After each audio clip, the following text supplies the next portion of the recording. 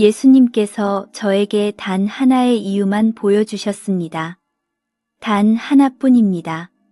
그런데 그 이유 때문에 수많은 한국 사람들이 들림받는 날에 남겨지게 될 것입니다. 저는 이덕자 68살입니다. 이 나이가 되면 보통은 조용히 지내며 평안을 지키려 하죠. 하지만 저는 더 이상 그럴 수 없습니다. 시간이 얼마 남지 않았고 주님께서 하신 말씀은 제가 혼자 감당하기에는 너무 무겁습니다. 저는 여러 날 동안 마음속으로 싸웠습니다. 자식들과 손주들을 떠올렸고 다른 사람들의 시선도 생각했고 오해받을까 두려웠습니다. 하지만 침묵하려 할수록 제 마음은 더 불안해졌습니다. 무언가가 저를 밀어붙였습니다. 지금 바로 이 순간 말해야 한다고요. 그리고 주님께서 그 이유를 말씀하셨을 때 저는 그대로 얼어붙었습니다. 그 이유는 여러분이 생각하는 것처럼 끔찍한 죄가 아닙니다. 사람들이 즉시 정죄할 만한 것도 아닙니다. 오히려 그것은 너무 익숙하고 너무 평범해서 거의 아무도 위험하다고 여기지 않는 것입니다. 하지만 바로 그것이 사람들을 조용히 뒤에 남겨두는 것입니다. 끝까지 들으신다면 왜 스스로 준비되었다고 믿는 사람들조차도 남겨질 수 있는지 알게 되실 겁니다. 그날 밤이요. 저 그냥 평범하게 자고 있었거든요. 그런데 갑자기 가슴이 챈 막히더라고요. 숨이 안 쉬어졌어요. 그게 마지막 기억이에요. 그러다가 정신을 차려보니까 제가 위에서 저를 내려다보고 있는 거예요. 침대에 누워있는 그 늙은 여자가요. 그게 저였어요. 산소 마스크 쓰고 입술 새파래져 가지고요. 그런데 이상하게 무섭지가 않았어요. 그 자리에 아주 따뜻한 빛이 가득 차 있었거든요. 그리고 그 빛 안에 그분이 서 계셨어요. 말이 안 나왔어요. 그냥 다리만 후들거리고 손만 덜덜 떨렸어요.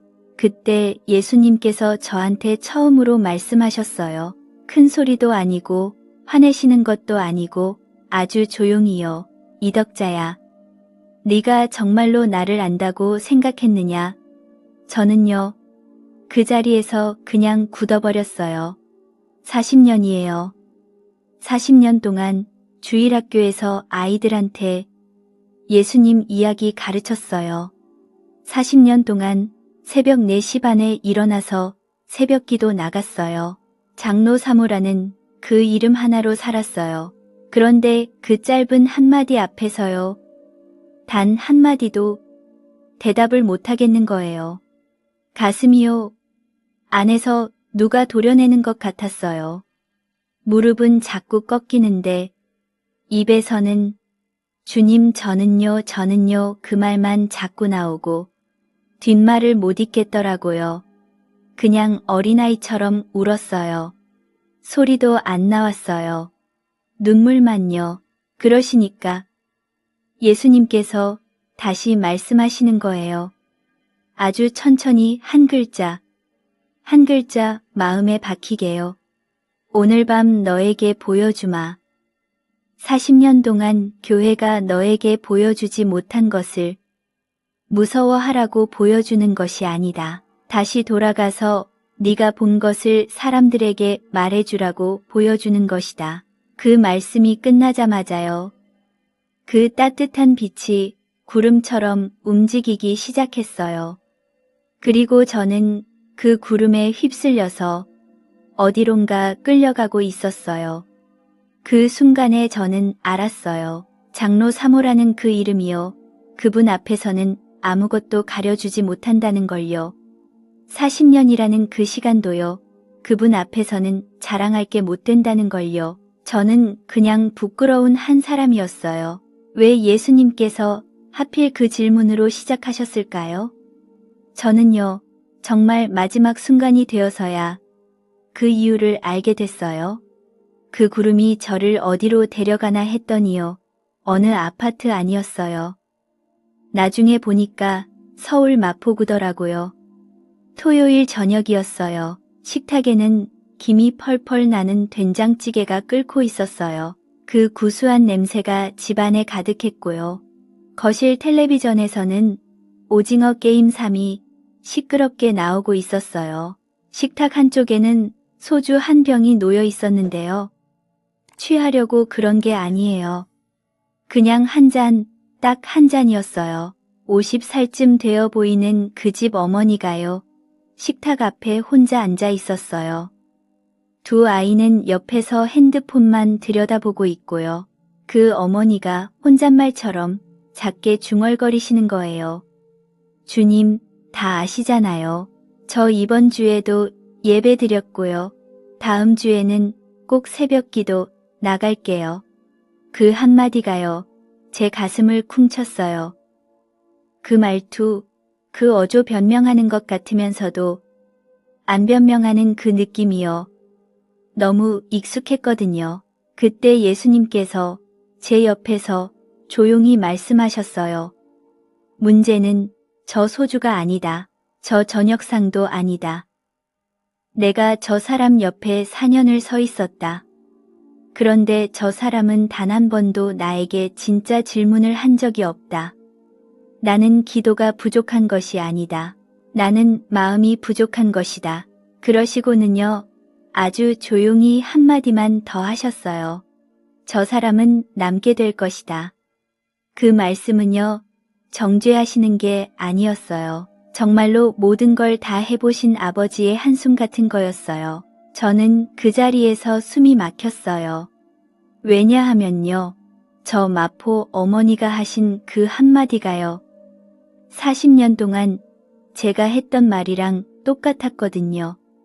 주님 다 아시잖아요. 저도 정말 자주 했어요.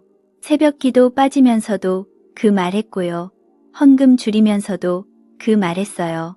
시어머니한테 짜증낸 그날 밤에도 이불 속에서 똑같이 그 말했어요. 그 어머니의 목소리에서요. 제 목소리가 들렸어요. 저는 처음으로 40년 만에 처음으로요. 제 모습을 바깥에서 봤어요.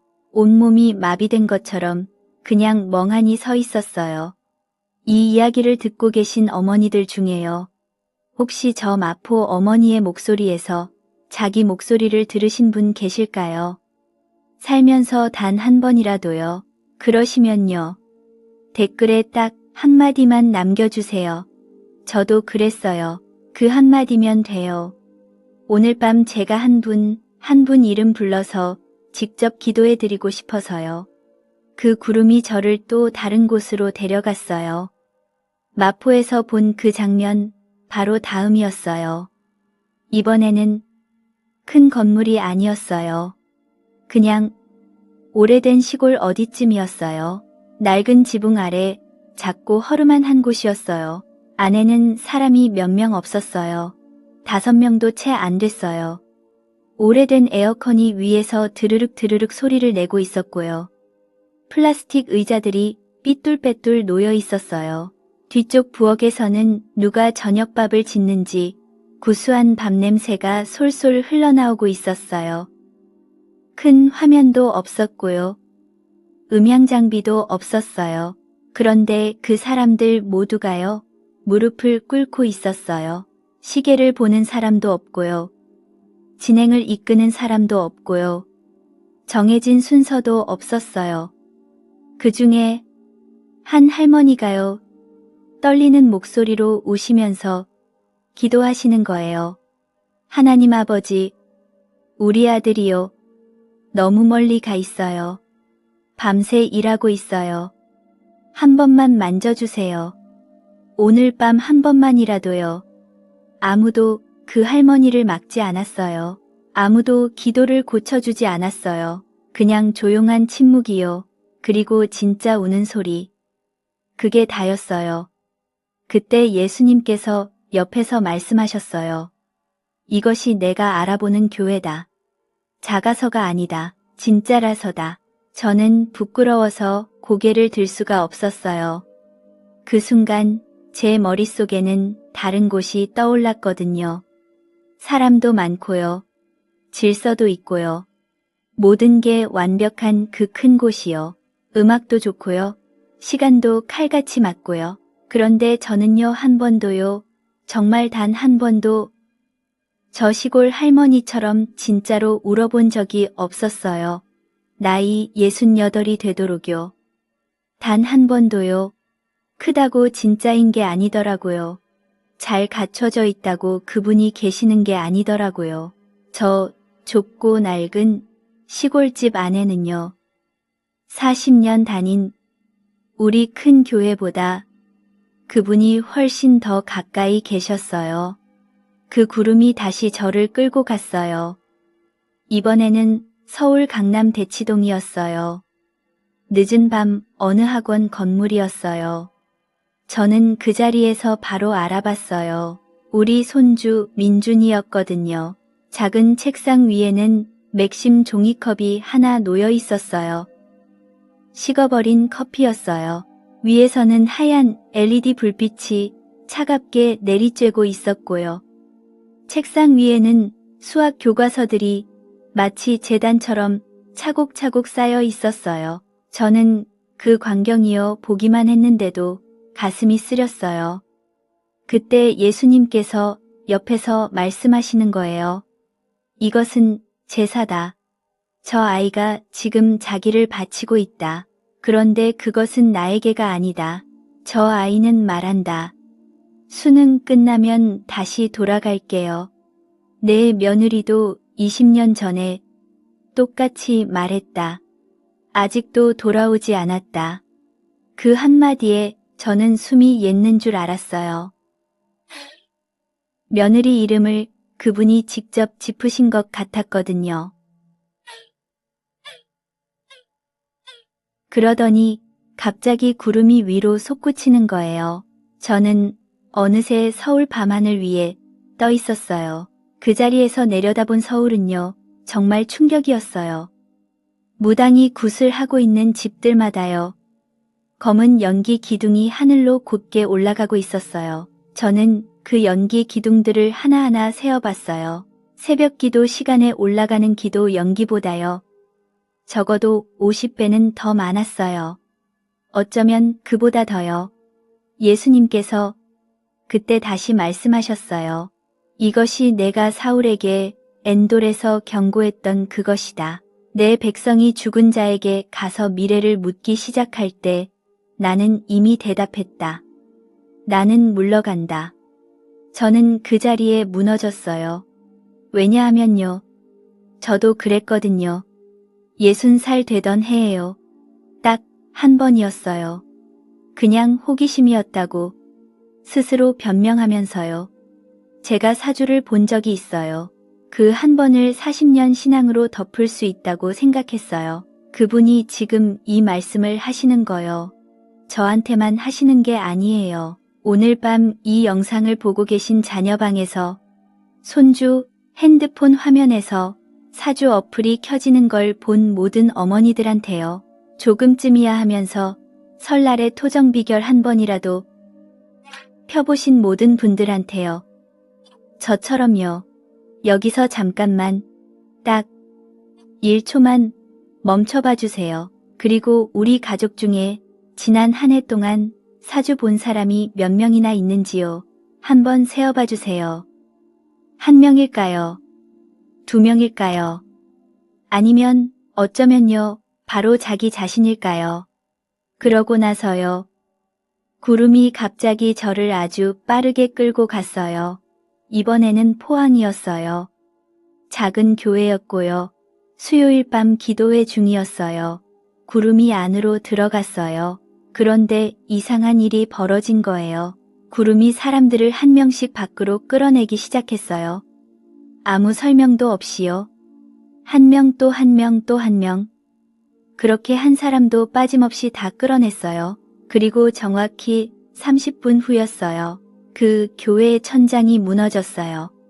우지끈하는 소리가 났어요. 포항은요, 원래 땅이 약한 곳이잖아요. 2017년 지진도 있었고요. 그런데 단 한 사람도 다치지 않았어요.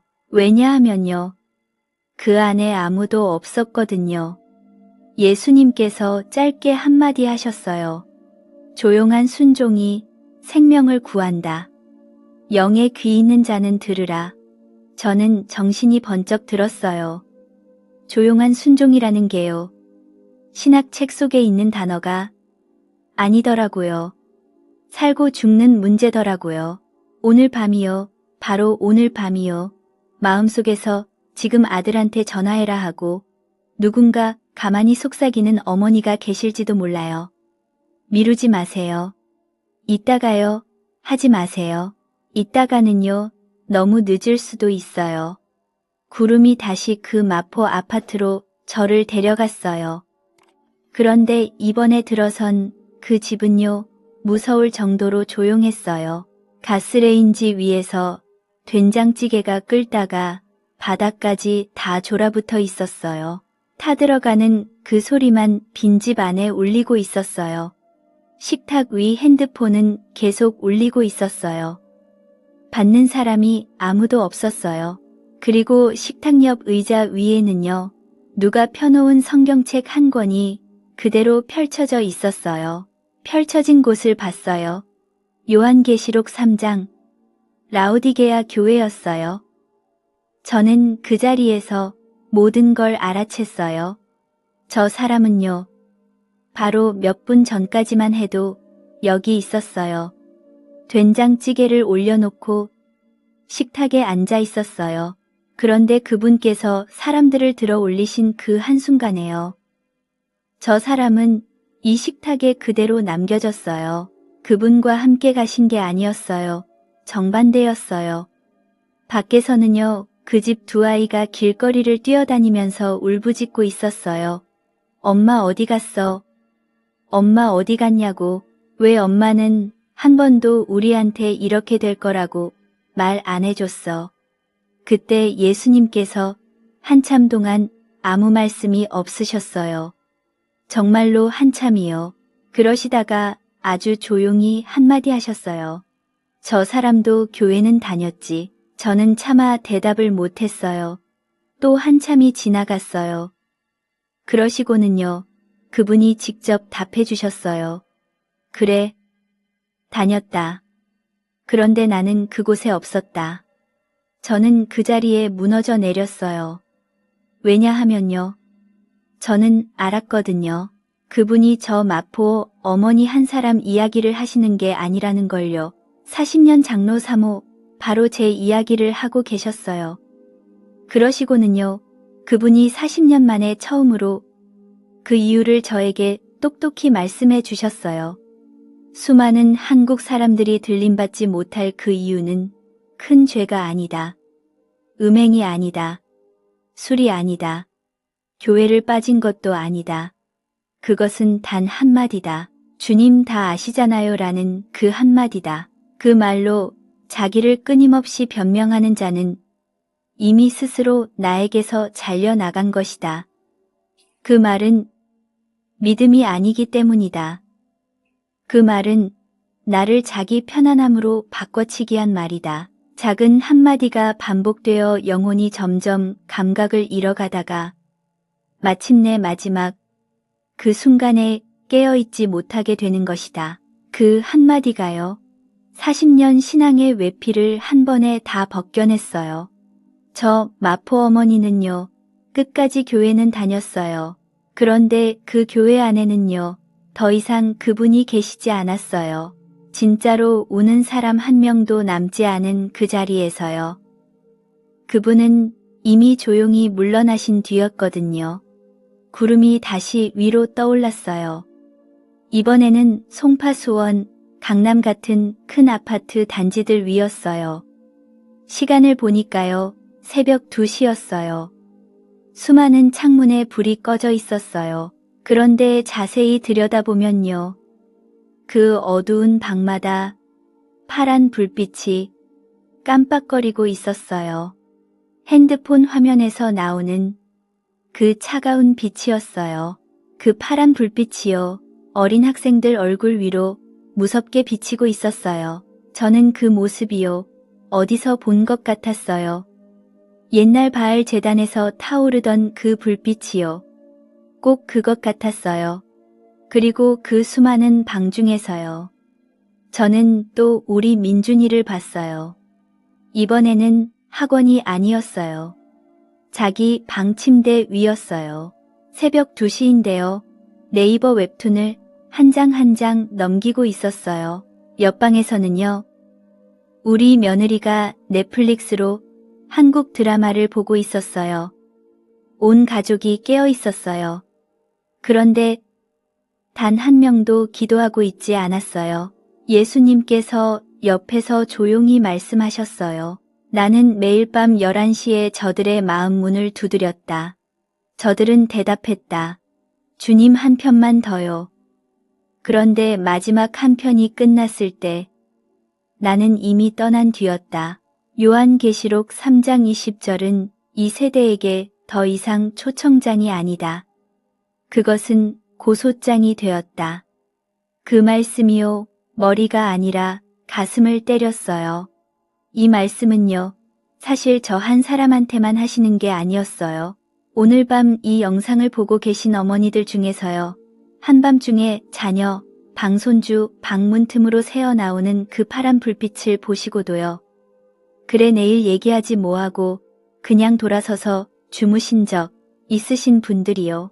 그분들 모두에게 하시는 말씀이었어요. 구름이 또 갑자기 저를 다른 시간으로 끌고 갔어요. 정확한 날짜였어요. 2022년 10월 29일 밤 이태원 그 좁은 비탈길이었어요.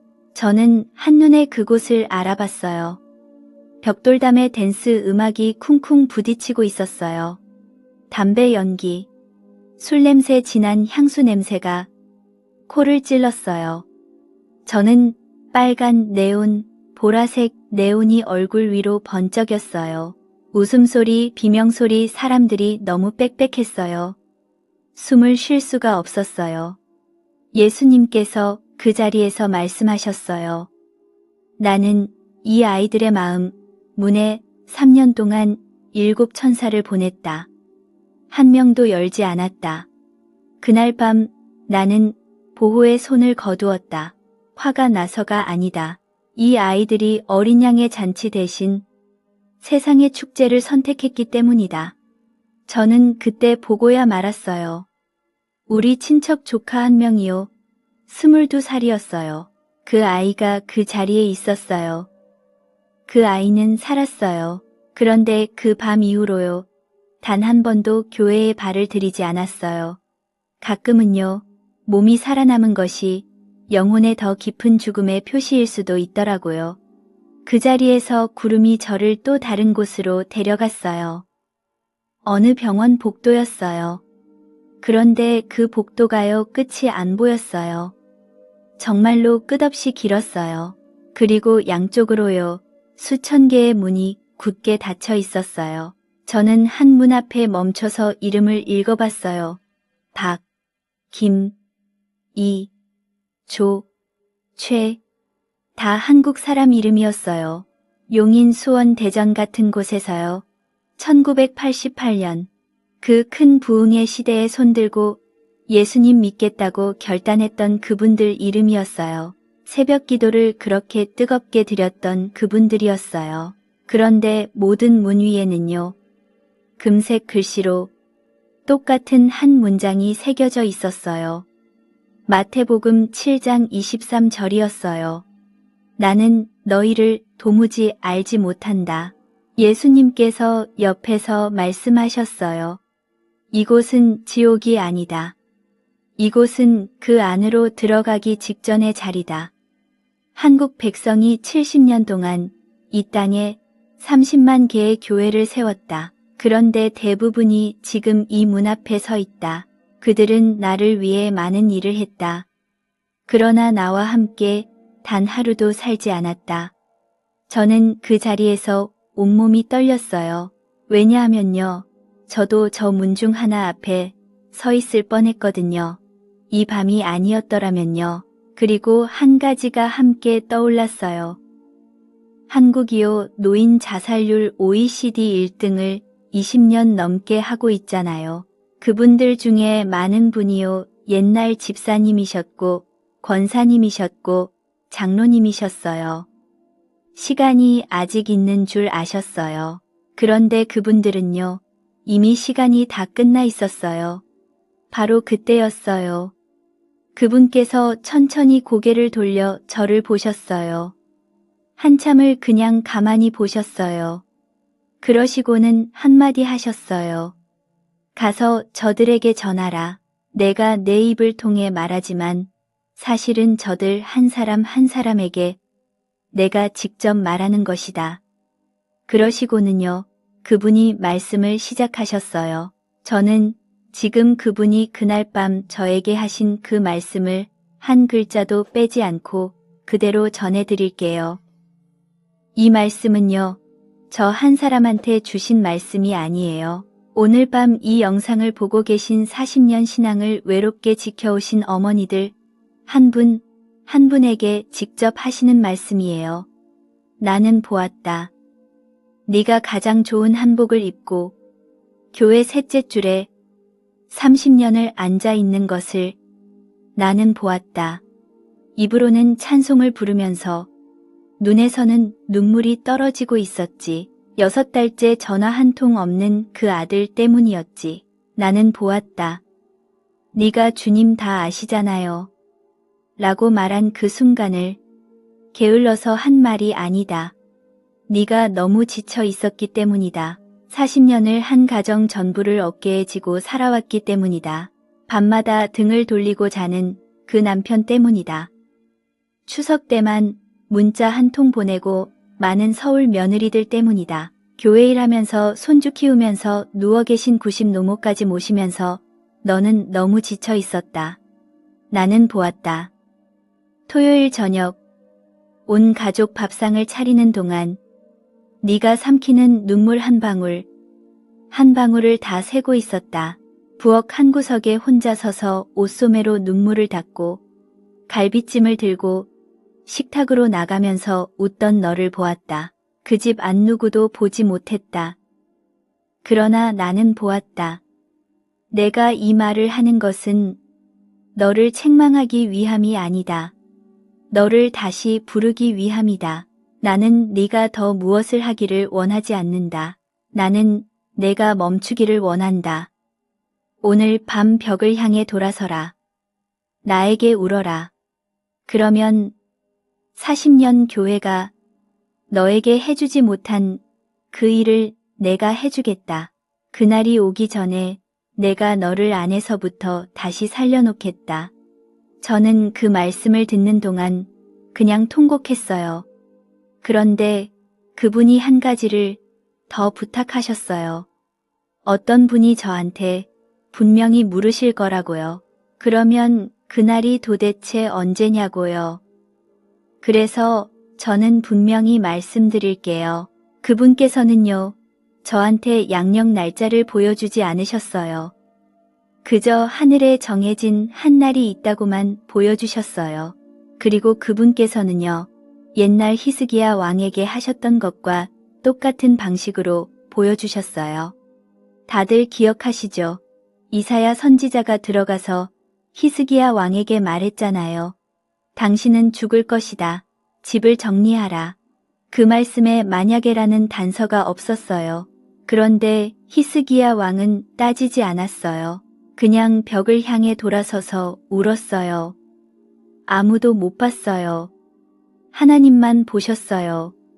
그러시니까 하나님께서 이사야를 다시 보내셔서 말씀하셨어요. 내가 내 기도를 들었다. 너에게 15년을 더 주겠다. 오늘 밤이요. 전주에서 부산에서 서울에서 단 한 어머니라도 진짜로 벽을 향해 돌아서 우신다면요. 어쩌면 정말 어쩌면요. 만약 그러지 않았다면 들림받지 못했을 한 영혼이 들림받는 명단에 더 추가될 수도 있어요. 그분의 가장 무거운 경고 뒤에는요. 항상 등 뒤로 작은 문 하나가 열려 있어요. 진짜로 우는 사람을 위해서요. 이 이야기가 오늘 밤 마음을 울렸다면요. 이 이야기 속에서 자기 모습을 봤다면요. 댓글에 한마디만 남겨주세요. 오늘 밤 저는 이 말씀이 필요했어요. 한 줄 한 줄 다 읽고 있어요. 오늘 밤이요. 한 분 한 분 이름 불러서 직접 기도해 드릴게요. 이제 다시 그 침대로 돌아가요. 그 따뜻한 구름이 천천히 멀어지기 시작했어요. 그 따뜻함이 점점 빠져나갔어요. 저는 눈을 떴어요. 모니터의 일직선이요. 다시 파동이 되어 오르락 내리락 하기 시작했어요. 그 순간 저는 알았어요. 제 평생이요. 그 빛이 빠져있던 평생이었다는 걸요. 저는 누구에게도 한마디도 못했어요. 그냥 밤새 누워서 울었어요. 방금 알아버렸거든요. 제가 그 마포 어머니였어요. 40년 내내요. 그런데 그분께서 저에게 두 번째 기회를 주신 거예요. 오늘 밤이요. 그분이 또 한 사람에게 두 번째 기회를 주고 계세요. 저는요, 쌀을 비축하라거나 가스통을 쟁여두라거나 그런 말을 하려는 게 아니에요. 그건 세상 일이에요. 그분께서 저에게 전해달라고 하신 건요. 은행이 대신 지켜주지 못하는 이마트에서 살 수 없는 자식들이 가져갈 수 없는 그 준비예요. 떠나는 그날같이 가지고 가는 그 준비요. 6가지만 말씀드릴게요. 받아 적으세요. 첫째, 종이 성경책을요. 잠자기 전에 식탁 위에 미리 펴놓으세요. 아침에 일어나면 바로 보이게요. 정해진 본문 말고요. 그날 성령님께서 끌고 가시는 그 자리를 읽으세요. 둘째, 무릎을 꿇고요. 가족 한 사람 이름을 부르며 기도하세요. 입으로 소리 내어서요. 주님 우리 민준이요. 이렇게요. 우리 가족 다 이런 두루뭉술한 기도 말고요. 셋째, 일주일에 한 끼만 금식하세요. 그 한 끼 시간에 30분만이라도 벽을 향해 돌아서서 그분께 우세요. 작게 시작하시면 돼요. 넷째, 주님 다 아시잖아요. 라는 그 한마디를요. 입에서 찢어내세요. 대신에 이렇게 바꾸세요. 주님, 오늘은 주님에 대해 아는 게 아니라 주님을 진짜로 알고 싶어요. 이 말을 40일 아침 동안 연달아 반복하세요. 이스라엘 백성이 광야에서 지낸 그 횟수만큼요. 다섯째, 일주일에 한 번씩이요. 신앙이 식은 그분께 전화 한 통 거세요.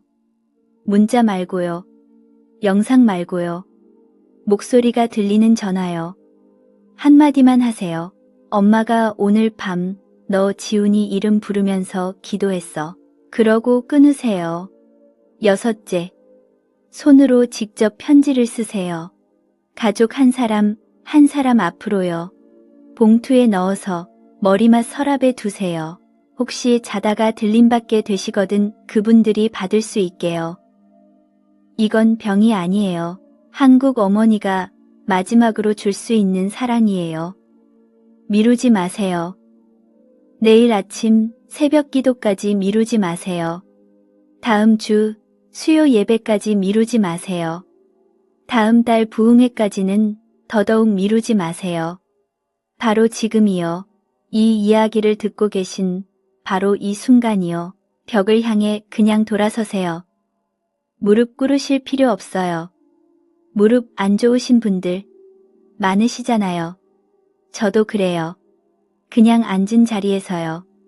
벽 쪽으로 몸을 돌리세요. 등받이에 기대고 계셔도 돼요. 침대에 누워 계셔도 괜찮아요. 그냥 마음의 방향을 그 벽 쪽으로 돌리세요. 눈을 감으세요. 그리고 이름 하나를 부르세요. 큰아들 이름을요. 둘째 이름을요. 막내 이름을요. 손주 이름을요. 손녀 이름을요. 서울 사는 첫째 며느리 이름을요. 부산 사는 둘째 며느리 이름을요. 먼저 가신 남편 이름이라도요. 한 명 또 한 명 또 한 명이요. 그 이름 그대로 그분께 우세요. 그분은요. 멋진 기도를 원하지 않으세요. 듣기 좋은 목소리도 필요 없으세요. 40년 동안 외워온 그 익숙한 표현들도 다 내려놓으세요. 그분께서 원하시는 건요. 진짜 이름 하나, 진짜 눈물 한 방울이에요. 그게 다예요. 정말 그게 다예요. 40년 동안이요. 주님, 우리 가족 다 지켜주세요. 이렇게만 기도해 오신 분들 정말 많으실 거예요. 저도 그랬어요. 그게 가장 편한 기도였거든요. 무난하고요. 저렁그렁, 저렁그렁그렁, 무난하고요. 안전하고요. 그런데 오늘 밤만큼은요. 한 명만 부르세요. 딱 한 명이요. 다가 아니라 그 아이 한 명이요. 지금 이 순간이요. 마음 안에서 한 얼굴이 떠오르실 거예요. 이름 하나가 떠오르실 거예요. 어쩌면 둘째 며느리일 수도 있고요. 어쩌면 큰손주일 수도 있고요. 어쩌면 10년째 신앙을 놓고 있는 그 막내딸일 수도 있어요. 어쩌면 마지막 통화에서 짜증을 냈던 그 며느리일 수도 있고요. 어쩌면 한 번도 진짜로 끌어안아 본 적이 없는 그 시아버님일 수도 있어요. 그분께서 지금 그 마음 위에 가만히 올려놓으시는 그 한 사람이요. 바로 그 사람이에요. 다른 사람이 아니에요. 그 이름을 부르고 우세요. 다른 말 필요 없어요. 주님, 우리 지훈이요. 이 한마디면 충분해요. 그러고는 그냥 우세요. 말이 더 안 나와도 괜찮아요.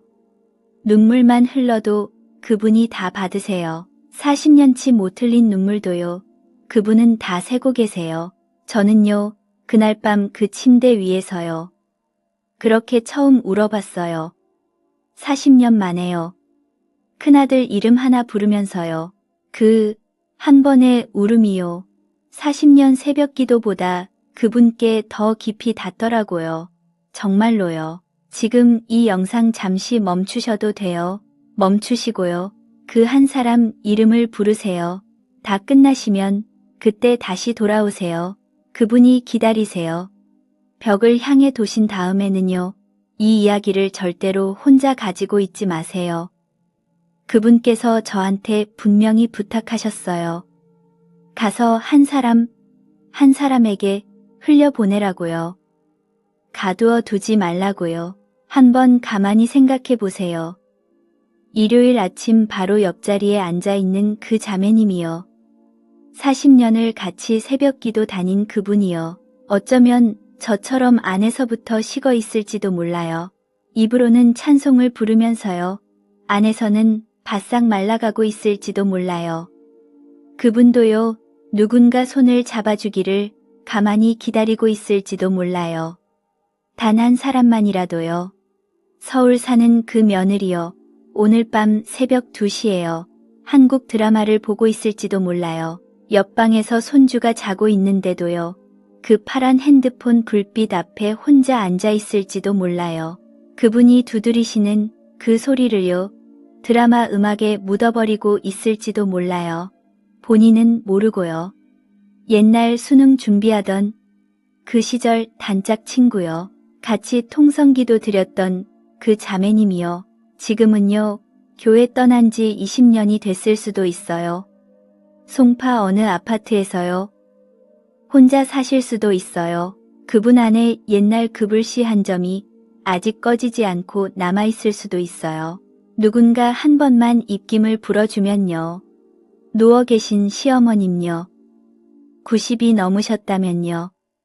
오늘 밤이 마지막 밤일 수도 있다는 그 두려움 속에 혼자 누워 계실 수도 있어요.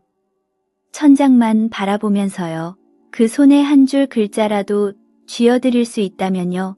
그게 마지막 효도가 될 수도 있어요. 그게 마지막 복음이 될 수도 있어요. 그리고 어쩌면 가장 가까이에는요. 같은 집 한 지붕 아래에 사시는 그 어른이요. 어쩌면 그 한 분이 가장 마지막에 닫혀있는 문일 수도 있어요. 그 한 사람 한 사람이요. 다 그분이 마지막으로 두드리고 계신 문이에요. 이 이야기를요. 어떻게든 전해주세요. 자식한테 메시지로 보내셔도 되고요. 종이에 인쇄해서 시어머님 손에 가만히 쥐어드리셔도 되고요. 직접 전화 거셔서 다른 사람 목소리 말고요. 어머니 자기 목소리로 들려드려도 되고요. 영상 링크를 보내고 짧게 한 줄만 덧붙이셔도 돼요. 엄마가 이 이야기 들으면서 너 이름 부르고 울었어. 그 한 줄이요. 어쩌면요. 정말 어쩌면이요. 오늘 밤이요. 그분이 그 사람한테 마지막으로 열어두신 문일 수도 있어요. 그리고 그 문을 두드릴 사람으로 그분이 선택하신 사람이요. 다른 누구도 아니에요. 바로 지금 이 이야기를 듣고 계신 그 어머니 한 분이에요. 저는요, 40년 동안 단 한 번도 이런 부탁을 누구한테 드려본 적이 없어요. 부끄러워서요, 두려워서요.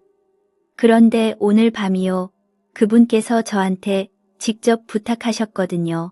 그래서 저도 부탁드려요. 단 한 사람한테만이라도요, 흘려보내주세요. 한 사람만이라도요. 저는요, 그분께서 저한테 전하라고 하신 모든 말씀을 다 드렸어요. 이제 더 드릴 말씀이 없어요. 정말 한마디도요. 의식이 돌아오자마자 저는 이상하게 행동했어요. 우리 장로님한테도 전화 안 했어요. 큰아들한테도 안 했어요. 담임 목사님한테도 안 했어요. 40년을 같이 새벽기도 다닌 그 자매님한테도 안 했어요. 누구한테도 그 일을 이야기 안 했어요. 차마 입이 떨어지지 않았어요. 저는 그냥 머리맡에 놓여있던 종이 성경책 한 권을 가만히 펼쳤어요.